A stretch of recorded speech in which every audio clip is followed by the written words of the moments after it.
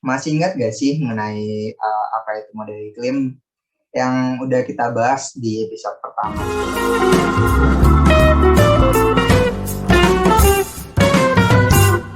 Dan kembali di podcast singkat Rumah Bimoli, Bismillah Model Iklim.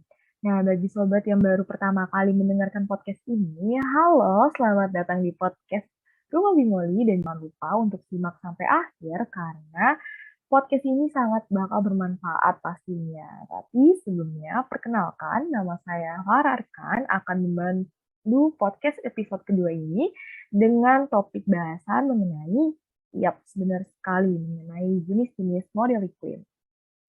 Nah, sesuai dengan judulnya nih, di episode kali ini kita akan cari tahu informasi mengenai apa aja sih jenis-jenis model iklim dan juga kegunaannya untuk apa. Tapi seperti biasa, pada episode kedua ini saya tidak akan sendiri dalam membantu Sobat Mingoli mengetahui tentang model iklim. Nah, tapi saya ditemani oleh teman saya nih di podcast ini. Boleh nih untuk Arsyad. Halo Arsyad, gimana kabarnya? Halo Farah, alhamdulillah nih baik banget.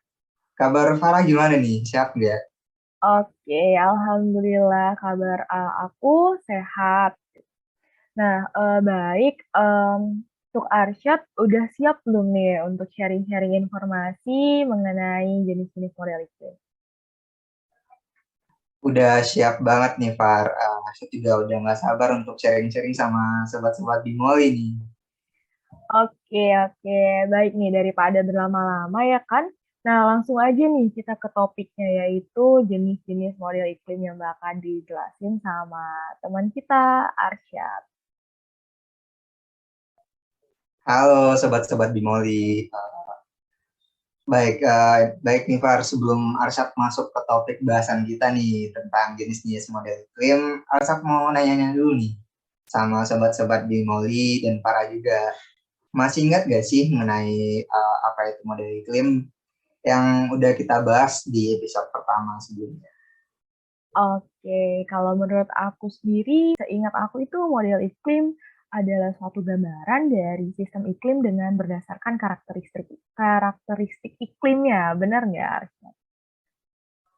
Bener banget, Far. Nah, model iklim itu benar yang dikatakan para teman-teman. Model iklim adalah sebuah gambaran secara numerik dari sistem iklim dengan berdasarkan karakteristik iklim itu sendiri yang berinteraksi dan proses umpan balik serta dengan memperhitungkan semua sifat-sifat iklim tersebut. Nah, model iklim ini sendiri itu terbagi menjadi 4 jenis, teman-teman. Nah, dalam episode kali ini, Arsyad akan menjelaskan 2 jenis model iklim. Yang pertama ada model iklim sederhana, dan yang kedua ada model iklim kompleks. Nah, untuk yang pertama itu ada model iklim sederhana. Apa sih model iklim sederhana? Model iklim sederhana adalah model iklim yang digunakan untuk menjadi sebuah solusi dalam memahami tingkah laku bumi tanpa harus mengikutsertakan semua komponen yang ada di bumi yang membuat siklus bumi itu menjadi rumit. Nah, ada 2 contoh nih dalam penerapan model iklim sederhana. Yang pertama ada model box models dan yang kedua ada Daisy Words models. Nah, untuk yang pertama sendiri itu ada box models. Box models adalah sebuah model iklim dengan sejumlah kotak kecil yang sifatnya tidak berubah-ubah seiring waktu. Seringkali digunakan untuk mendapatkan rumus analitis yang menggambarkan dinamika dan kelipatan kondisi stabilitas suatu spesies. Nah, box model sendiri digunakan secara luas untuk memodelkan sistem atau ekosistem lingkungan dan dalam studi sirkulasi laut serta siklus karbon. Nah, selanjutnya ada model iklim yang kedua, Daisy Words model.